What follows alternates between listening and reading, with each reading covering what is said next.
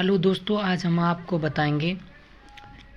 Topic है हमारा lung cancer. Lung cancer के बारे में बताएंगे। लंग कैंसर होता क्या है, इसकी डेफिनेशन, इसके क्लिनिकल मैनिफेस्टेशन और इसके causes, sign and symptoms and diagnosis and इसका मैनेजमेंट और नर्सिंग मैनेजमेंट, इसके बारे में आज हम आपको बताएंगे। तो देखिए,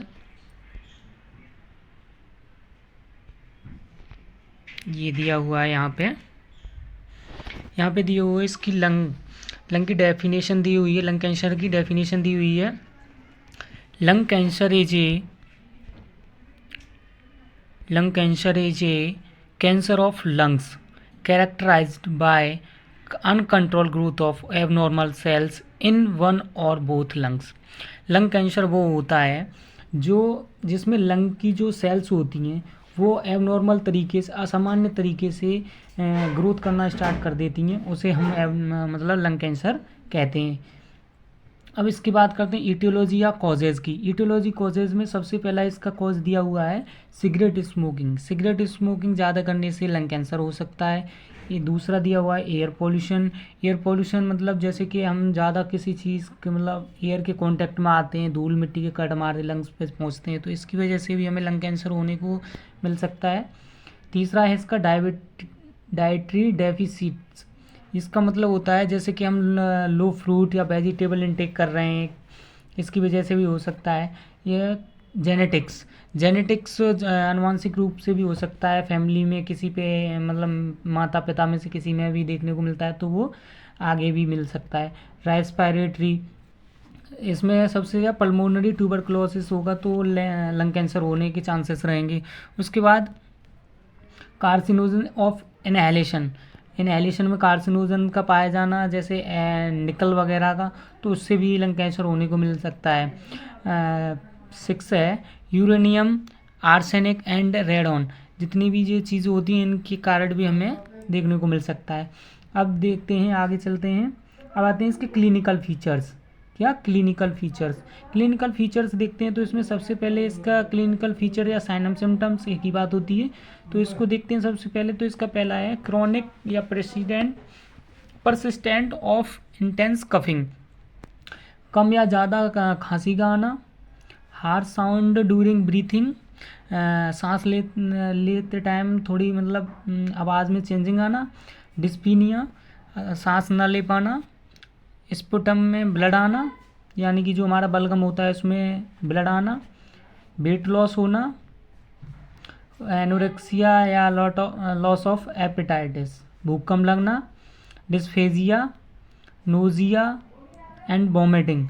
मतलब जैसे कि हमें अगर लंग कैंसर हो रखा है तो इसका साइन हमें नोजिया, वॉमिटिंग होंगी। मतलब डिस्फेजिया होगा, एनोरेक्सिया भूख कम लगेगी, और चेस्ट में पेन होगा, चेस्ट टाइट रहेगी, एंड बैक एंड शोल्डर में पेन होगा। अब बात करते हैं हम इसके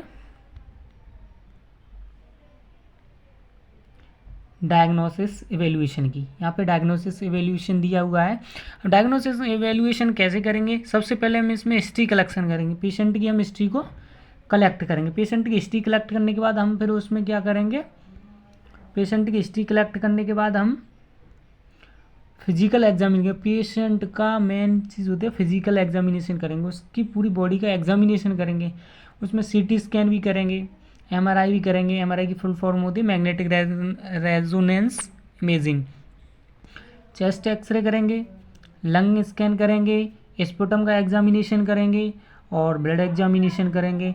ब्रोंकोस्कोपी क्या होता है? मतलब विजुअलाइजेशन ऑफ ब्रोंको का मतलब परीक्षण करेंगे तो उसके लंग्स में कितना कैंसर या मतलब कितनी इन्फेक्शन फैल चुका है। पल्मोनरी एंजियोग्राफी करेंगे उसके बाद में अब इसके आते हैं क्या क्या जटिलताएं देखने को मिल सकती हैं, कॉम्प्लिकेशन क्या क्या देखने को मिल सकते हैं। तो सबसे पहले होता है हाइपर कैल्सीमिया, कैल्शियम की मात्रा को बढ़ जाना। ब्रोंकियल ऑब्स्ट्रक्शन, ब्रोंकियल में रुकावट आना। प्लूरल एफ्यूजन होना, रेस्पिरेटरी फेलियर हो सकता है, और एंड में डेथ भी हो सकती है। तो इसके ये हो गए कॉम्प्लिकेशन। अब बात करते हैं इसका ट्रीटमेंट क्या है। अब इसके ट्रीटमेंट की बात करते हैं तो ट्रीटमेंट में देखते हैं सबसे पहले इसको ट्रीटमेंट लंग कैंसर में उसमें देंगे कीमोथेरेपी। कीमोथेरेपी ये कॉम्बिनेशन ऑफ ड्रग्स होता है, दवाइयों का समूह होता है, या दवाइयों को मतलब कॉम्बिनेशन करके दी जाती है, जिसे कीमोथेरेपी बोलते हैं। रेडिएशन थेरेपी देंगे। रेडिएशन थेरेपी में अल्ट्रावायलेट रेज को डालेंगे, जिससे कि मतलब कैंसर को नष्ट किया जा सके, डिस्ट्रॉय किया जा सके। लेज़र थेरेपी देंगे।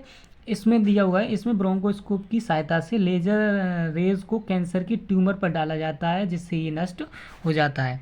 अब फोर्थ है सर्जरी। सर्जरी के द्वारा इसका परमानेंट मतलब ट्रीटमेंट हो जाएगा। यदि कैंसर प्रभावित क्षेत्र या ट्यूमर निश्चित क्षेत्र में होता है तो इसे ओपन सर्जरी द्वारा काट कर बाहर निकाल दिया जाता है। अब अपन लोग इसकी बात करेंगे, अभी इसका ये ट्रीटमेंट ही चल रहा है। तो इसमें ट्रीटमेंट में देखने को मिलता है एनाल्जेसिक। अगर पेन हो रहा है, पेन होने पे उसे क्या प्रोवाइड देंगे, एनाल्जेसिक। सेडेटिव ड्रग्स देंगे उसे, अगर नींद नहीं आ रही है तो उसे सेडेटिव ड्रग्स देकर उसे नींद के लिए बोलेंगे। एंटीपायरेटिक, एंटी एमेटिक, वोमिटिंग वगैरह आ रही है तो एंटी एमेटिक देंगे। एंटी हेमेरेजिक्स, स्टूल सॉफ्टनर देंगे। ब्लड प्लाज्मा ट्रांसफ्यूज़र देंगे। ये तो हो गया इसका ट्रीटमेंट। अब नर्सिंग मैनेजमेंट की बात करते हैं। इसके नर्सिंग मैनेजमेंट क्या होता है। पहले check the vital sign for patient, मतलब पेशेंट के वाइटल साइन चेक करेंगे। Explain the side effect of therapies, मतलब हमने जो उसे थेरेपी दी है, chemotherapy, laser therapy, radiation therapy, या मतलब जो थेरेपी दी हैं उनसे पेशेंट पर कोई साइड इफेक्ट तो नहीं पड़ा, ये चेक करेंगे। एंश्योर क्लियरेंस ऑफ एयरवे, उसके एयरवे को क्लीन करेंगे। फिर प्रोवाइड साइकोलॉजिकल सपोर्ट, पेशेंट को या उसके रिलेटिव्स को साइकोलॉजिकल सपोर्ट प्रोवाइड करेंगे। उसके बाद में administer the drug as prescription, उसकी जो आवश्यकता होती है उसके अनुसार उसे ड्रग्स देंगे, ना ज़्यादा डोज देंगे ना कम देंगे। Assist the patient in performing daily activities, वो जो डेली एक्टिविटीज़ कर रहा था वो कर रहा है या नहीं कर रहा है, ये चेक करेंगे। प्रोवाइड कंफर्टेबल पोजीशन, अगर पेशेंट एक ही पोजीशन में लेटा हुआ है, अगर वो आराम नहीं फील कर रहा है तो उसे पेशेंट की पोजीशन को चेंज करेंगे। नेक्स्ट है पेशेंट एक्सपीरियंस ब्रीथिंग डिफ़िकल्टी, अगर वो पेशेंट है वो उससे सांस लेने में कोई प्रॉब्लम तो नहीं हो रही, इसे भी चेक करेंगे। फिर नेक्स्ट पे दिया है ensure adequate oxygenation of tissue, वो चेक करेंगे उसके टिश्यू और वो टिश्यू में ऑक्सीजनेशन हो रहा है या नहीं हो रहा है। उसके बाद में प्रोवाइड क्लीन बेड, उससे पेशेंट को एक क्लीन बेड प्रोवाइड करेंगे, ना कि मतलब गंदा हो कि जिससे कि इन्फेक्शन होने के चांसेस ज़्यादा रहें। फिर उसके बाद में चेक डायग्नोस्टिक एवेल्यूशन, उसका जो डायग्नोस्टिक एवेल्यूशन है उसे चेक करते रहेंगे बार बार। और उसके बाद में नेक्स्ट है according doctor provide medicine, doctor की अनुमति के अनुसार या डॉक्टर के अनुसार पेशेंट को मेडिसिन प्रोवाइड करें। अगला है प्रोवाइड नेबुलाइजेशन, अगर पेशेंट को लंग्स में कोई प्रॉब्लम हो रही है, दोबारा देखने को मिल रही है तो उसे नेबुलाइजेशन करेंगे।